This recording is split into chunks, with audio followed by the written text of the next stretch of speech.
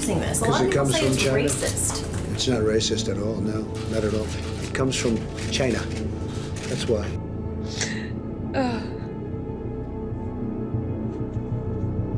You guys, I'm not a virus. One of them shouted, "You Ching Chong motherfucker! You better cover your mouths before you kill all of us." You wanna kill me? Huh? You wanna kill me? Spike in hate crimes. The culture where people eat bats and snakes and dogs and things like that. It made me feel subhuman.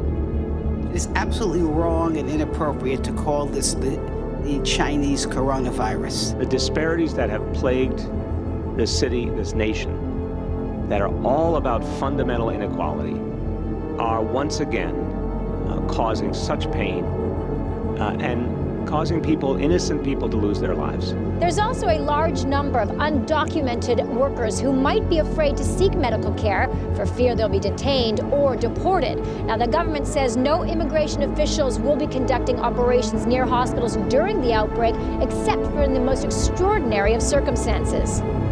Many Hispanics also work in low-income jobs deemed essential right now, increasing their odds of exposure. You know, it always seems that the poorest people pay the highest price. Why is that? This virus attacks those underlying conditions with a vengeance. But one of the main reasons have to do with historic disparities between access to healthcare, education, information, and government resources in Black communities compared to predominantly white communities. Black communities are much more likely to have larger populations of low-income individuals compared to communities that are predominantly white. Like all the necessary precautions are out the window. There's a few dudes in here right now who got fevers, who they not testing and not taking out of here. It's pandemonium in the pandemic, bro. It's like really, really bad right now. But in terms of the commissary, are you able to get Lysol wipes, bleach, anything to disinfect and keep your area clean? Oh, I gotta laugh at that. Are you kidding me? They don't have that option. They're living in close quarters. The inmate population is the most vulnerable population in America to disease. So one of the main carriers of COVID-19 into the system are actually those who work inside the building, not just inmates. Majority of people are eligible for bail and can return to the community, but they are too poor to pay their bail. So nobody should sit in jail just because they're poor, and especially when there is a pandemic going on. Why issuing lockdown orders? You're preventing residents from visiting their own family members, cutting their own grass, buying seeds, fishing. You can't be any more socially distant than fishing. I want us open in the city of Las Vegas so our people can go back to work. It's just pushing people to the brink. For a restaurant to be open or a small boutique to be open, they better figure it out. That's their job. That's not the mayor's job. But don't count on the WHO for any help on this. They're basically complicit, in my view, in what China has been doing to cover this up. Americans are not prepared. The nurses are not being protected. I went into work and I was assigned to a COVID patient on an ICU unit that has been converted to a designated COVID unit. None of the nurses are wearing masks, not even surgical masks in the hallways. They're getting report to each other. I had my own N95 mask.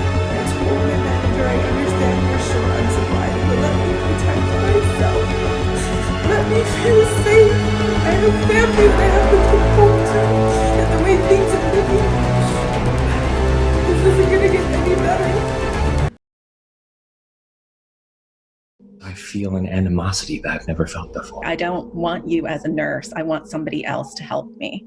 Because the nurse was Asian American? Exactly. I have heard whispers of Chinese behind my back, and I've wondered if today would be the day a patient refused to see me. This is one of the schools in New Jersey that has already closed down. Schools are closed indefinitely. Parents juggle this new world of learning, but it looks different in each family. I'm having a tough time adapting. For the first 2 weeks of online learning, 15,000 high school students did not log on at all. That has since been cut by about 2/3.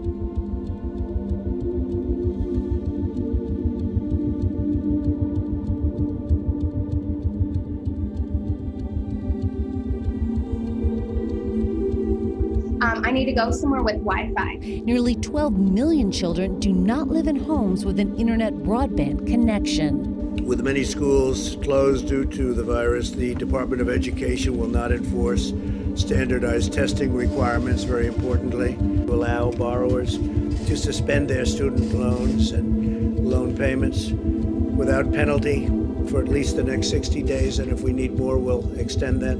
The FBI is now warning Americans about hackers hijacking Zoom video conferences across the country. And here you are, sir. Another major concern is making sure students don't go hungry. More than 70% live in poverty, so free breakfast and lunch is being offered at all New York public schools. Thank God I was off today and was able to come out here to get them something to eat, but for the rest of the week, I won't know. Students, they believe that since they're now forced to take online classes, that they should be entitled to the in-class tuition that they have already paid for. I wonder what the school is doing with all of our money. I don't know. Our conditions have completely changed. I think a universal grading policy is the best way to move forward. Failure not an option. We need a universal pass system. We've chosen the pass-fail system for all grades and all courses. Students will receive either a P for passing or F for failing. The purpose of a university is to impart knowledge, and if they don't do so, then the grade effectively means nothing.